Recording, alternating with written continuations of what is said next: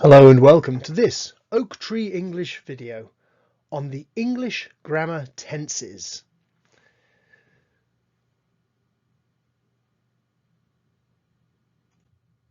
So, my first question is, are you feeling tense? Okay, let's just talk about that for a moment.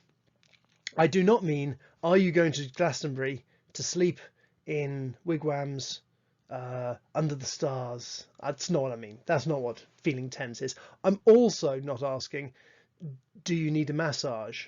That's not something that Oak Tree English is proficient at. Therefore, that is not my question to you. The question is about English grammar tenses. What is a tense? I hear you cry. Well, the tense here is represented by The Persistence of Memory by Salvador Dali. Well, that was helpful. Let's see what else I can tell you. Dictionary.com gives it this definition. A set of forms taken by a verb to indicate the time and sometimes also the continuance or completeness of the action in relation to the time of the utterance. That's a lot of words, but here's what it basically means. It means that a tense tells you about the time that you're speaking, the state of play of the action, and the perspective from which it's being about which is being spoken. This is and these are all tied up with verbs. You put a verb in a tense. In fact, an English sentence is not a sentence until it has a finite verb. That is, not the infinitive verb, but a verb in a tense, a finite verb. Are you impressed? Yeah, or am I just bamboozling you with lots of words which mean very little? Let's move on and see what we can do. So there are three main time periods. Of course, the past, the present, and the future. For details on this, I recommend to you the works of Dr. Who. There are also two main forms showing continuity or the state of play. So that would be simple or continuous, which again, we will look at in more detail in a moment. And there's an additional form showing perspective, and this is the perfect. And we'll look at that in more detail also. So let's move on. Okay, so let's make a start. Let's make a start by identifying these. This is as simple as I can possibly make it. In the time period of the present, there is the simple and the continuous. There's also the perfect simple and the perfect continuous. Present simple, present continuous, present perfect, simple, present perfect continuous. Equally, same in the past. You have the past simple, past continuous, the past perfect simple, the past perfect continuous. You also have something similar in the future. More on why I'm not saying it's all the same in a moment. So the future would be the future simple, future continuous, future perfect simple, future perfect continuous. But pure grammarians, those are people who get very excited about grammar. Most of them wear anoraks and also like train spotting. They will say there's no such thing as a pure perfect, a pure future tense. They are future forms, but we'll talk about that again in a moment or two. Now, let's talk about present tenses. So each tense has its own personal and special auxiliary verb. In the present, that verb is the verb to do, the present simple. Let's have a look at the present simple. This would be formed as a positive sentence by saying, I pass exams. This is something that happens all the time. I've never sat an exam I don't pass. Hey, I pass exams. There's a great character whose name I've forgotten in The Walking Dead, and he just looks at someone. They're in a fight, and he looks at someone and says, I survive. Just those two words. I survive. Present simple, meaning he believes he can't die, I guess. But I pass exams. It happens all the time. This is for rules and for things that are always true. Do you pass exams? There's that do. In the present simple, the auxiliary verb comes in in the negative and question. The positive sentence doesn't have the auxiliary verb. So, do you pass exams? Do you pass exams? What exams do you pass? And then, of course, you have the other side, which is what a miserable person says. Oh, I don't pass exams. I don't pass exams. I can't do exams. Yes, you can. If that's you, I'm talking to you right now. You can do exams and you will pass exams if you put enough effort in. Doesn't mean they're your favourite things to do, but you can do it. Okay, I'm straying into modal auxiliaries just to with can just to confuse everything. Let's move on quickly and talk about the present continuous. Now, the present continuous has a different auxiliary. It is the auxiliary to be. So I am passing this exam, of course, to be I am, you are, he, she, it is. I am passing this exam. It's used to talk about what is happening right now. Right now, I am passing this exam. If you find yourself saying that sentence, then stop it, because you shouldn't be talking in the exam. Unless it's a speaking exam, I suppose. Let's move on. I am passing this exam. Equally, are you passing this exam? What exam are you passing? Notice what we've done. Same with do you pass exams? Are you passing the exam? We're switching the auxiliary verb, do and are, respectively, and the subject. So the subject is I and you. I am passing this exam. Am I passing this exam? You see how that works. I'm not passing this exam, which is how some of you can feel. Listen carefully. Listen carefully.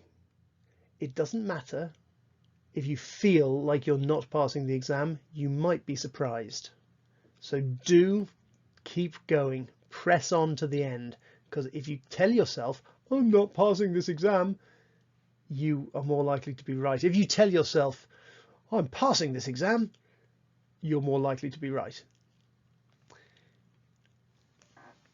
Never underestimate PMA, positive mental attitude. Okay, enough inspirational words. Let's talk more about tenses. Those are the two main present tenses. Would you like to look at some past? Of course you would. So, past tenses, here they come. So again, we've got past simple and past continuous, and they work very much the same. The simple auxiliary is do, which in the past becomes did. The continuous auxiliary is to be, which in the past becomes was and were. So let's have a look. I passed the exam, which is what all of you will be saying after you've passed the exam. Did you pass the exam? You will ask each other. And none of you will say the next sentence. She didn't pass the exam. She didn't pass the exam. You will be saying, she is going to pass the exam next time. So, past continuous works same idea. So the past is something that is true at one time in the past. I passed the exam one time, finished action, finished. Past continuous is about something that's happening over a period of time in the past. I was passing the exam. So when the detective comes, knocks on your door and says, what were you doing at 3 o'clock yesterday? My dear sir, I was passing the exam. And then his assistant, trying to think of it, his Dr. Watson will say, were you passing the exam? And you will say, yes, I was passing the exam. But she wasn't passing the exam. Go and ask her if she killed the butler. So I was passing the exam. Were you passing the exam? She wasn't passing the exam. This is the past continuous, something that was happening over a period of time in the past, still finished. Now, I did tell you that future forms are going to come into this. So we've got something similar, but we've also got the present simple can be used for a future form. The train leaves at 10:30. The train leaves at 10:30. This is the present simple talking about a future event. We can use the present continuous, and we often do. 'Cause I'm leaving on a jet plane. I'm leaving on a jet plane. No, you're not. You're standing outside the door singing a song to your girl. You're not leaving on a jet plane. Ah, yes, but I'm going to be leaving on a jet plane very soon. Present continuous. I'm leaving on a jet plane. However, I've just used another one which is related. Going to. This is something where it's very likely. I have a strong intention to do something. I'm going to eat 100 chocolates later today. Sorry, that was just a very happy thought happening there. Going to is about an intention. However, present continuous with future meaning, that's about a plan that is definitely made. So John Denver has bought his plane ticket that he is leaving upon. And Mr. Doolittle, in My Fair Lady, is indeed getting married in the morning. You know, I'm getting married in the morning. A ding dong, the bells are gonna chime. I'm going to see that with my father-in-law soon. I'm quite excited. Anyway, moving on.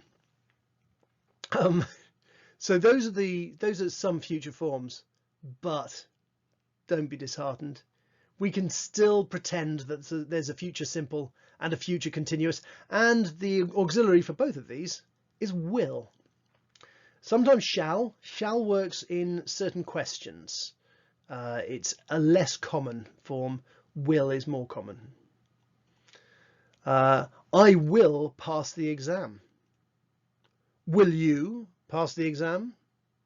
She won't pass the exam. I will be passing the exam at 3 o'clock tomorrow afternoon. Will you be passing the exam at 3 o'clock tomorrow afternoon? She won't be passing the exam at 3 o'clock tomorrow afternoon because she hasn't watched the Oak Tree English videos. It is possible to pass exams without watching Oak Tree English videos. It's just harder. These are future forms. I'm calling them future simple and future continuous. Once again, I have to stress, pure grammarians, grammatical purists would take issue with me using those terms. So don't, if you're taking a grammar exam, don't use those terms. Now, we've talked about those simples. Let's talk about those perfect tenses I mentioned. So the perfect voice, or the perfect tenses, are used to tell a story from a different perspective. So present perfect, for example, the present perfect simple, or indeed the present perfect continuous, tell a story in the past from the perspective of the present. Tell the story in the past from the perspective of the present. So I have passed the exam. That's why I have my certificate here saying I'm a clever boy. I have passed. The auxiliary for the perfect is always have. In the past, of course, had. So I have passed the exam. Therefore, I have the certificate. I have been passing exams since I was a toddler. Are you nervous about the exam tomorrow? Tchah, no. I've been passing exams. I've been passing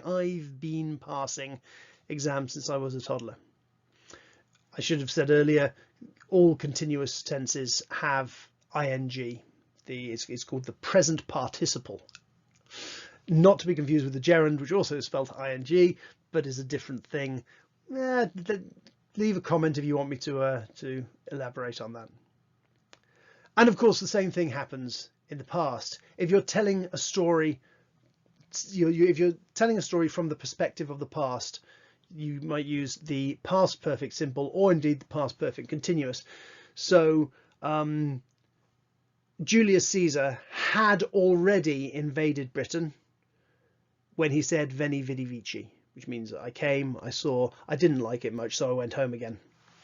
Or words to that effect. We're talking about Julius Caesar. He's a long time dead. He had done something before the other action I'm talking about. Here's another example. I had passed the exam the year before I applied to university. So the main idea is applying to university. That's the perspective of the story. You're now looking backwards. I had passed the exam before. And past perfect continuous, of course, uses the same thing, and it's about a period of time. I had been passing exams since I was a toddler. I had been passing exams since I was a toddler before I gave up taking exams. Okay. I had been singing for 20 years before I lost my voice. Does that make sense? Oh, hang on, it's a video, you can't tell me. I'll just assume it does. Okay, those are the perfect tenses. We have now covered the past, the present, and the future in forms, and we've also talked about perfect tenses. This might still be a little bit confusing for you. If it is, please leave a comment. I will endeavour to answer any questions you have. If you've enjoyed this video, please leave a comment and I will endeavour to reply and say you're welcome. If you didn't enjoy this video for any reason, please leave a comment, because it's all activity on my channel and then ends up to making the algorithm think I'm really cool.